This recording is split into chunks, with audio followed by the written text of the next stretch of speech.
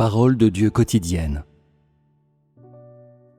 Pour juger la corruption de la chair de l'homme, personne n'est plus approprié que Dieu dans la chair, et personne n'est plus qualifié que Dieu dans la chair. Si le jugement était effectué directement par l'Esprit de Dieu, alors il n'engloberait pas tout.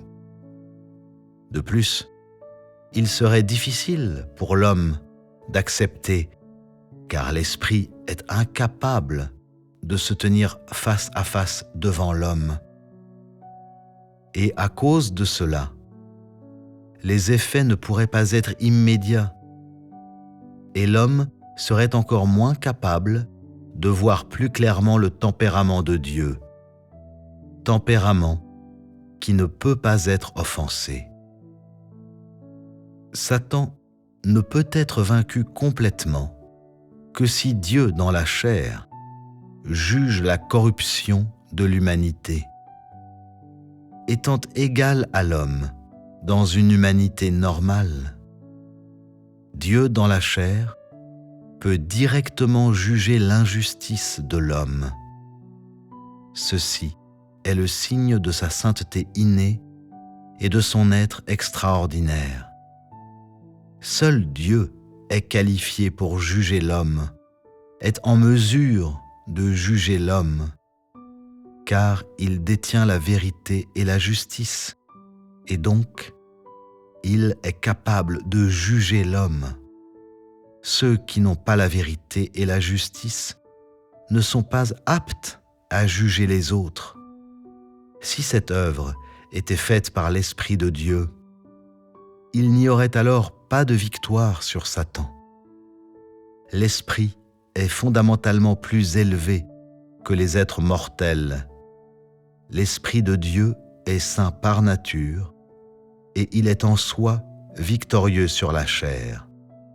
Si l'Esprit faisait cette œuvre directement, il ne pourrait pas juger toute la désobéissance de l'homme et ne pourrait pas exposer toute l'injustice de l'homme, car l'œuvre de jugement est également effectuée par les conceptions que l'homme a de Dieu, et l'homme n'a jamais eu de conception de l'Esprit. Ainsi, l'Esprit est incapable d'exposer plus clairement l'injustice de l'homme, et encore moins d'exposer complètement cette injustice. Le Dieu incarné est l'ennemi de tous ceux qui ne le connaissent pas. En jugeant les conceptions et l'opposition de l'homme, il révèle toute la désobéissance de l'humanité. Les effets de son œuvre dans la chair sont plus apparents que ceux de l'œuvre de l'Esprit. Ainsi donc, le jugement de l'humanité tout entière n'est pas effectué directement par l'Esprit, mais est l'œuvre de Dieu incarné. Dieu dans la chair peut être vu et touché par l'homme, et Dieu dans la chair peut complètement conquérir l'homme. Dans sa relation avec Dieu dans la chair, l'homme progresse de l'opposition à l'obéissance, de la persécution à l'acceptation, de la conception à la connaissance et du rejet à l'amour. Ce sont là les effets de l'œuvre de Dieu incarné. L'homme n'est sauvé que par l'acceptation de son jugement, ne vient à le connaître que peu à peu par les mots de sa bouche, est conquis pendant qu'il s'oppose à lui et reçoit de lui son approvisionnement de vie durant l'acceptation de son châtiment. Toute cette œuvre est l'œuvre de Dieu dans la chair et non pas l'œuvre de Dieu dans son identité en tant qu'esprit. Le travail accompli par le Dieu incarné est le plus grand et le plus profond travail. Et la partie cruciale des 3 étapes de l'œuvre de Dieu comprend les 2 étapes du travail de l'incarnation. La corruption profonde de l'homme est un grand obstacle à l'œuvre de Dieu incarné.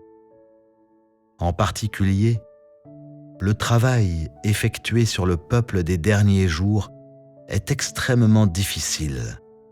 L'environnement est hostile et le calibre de chaque genre de personne est plutôt pauvre.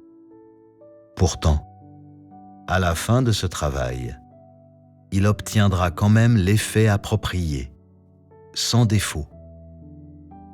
Ceci est l'effet de l'œuvre de la chair, et cet effet est plus convaincant que celui de l'œuvre de l'esprit. Les 3 étapes de l'œuvre de Dieu seront achevées par Dieu dans la chair et doivent être achevées par le Dieu incarné. Le travail le plus important et le plus crucial est fait par Dieu dans la chair et le salut de l'homme doit être personnellement réalisé par Dieu dans la chair. Même si tous les hommes sentent que Dieu dans la chair n'est pas en rapport avec l'homme, en fait, cette chair concerne le sort et l'existence de l'humanité tout entière.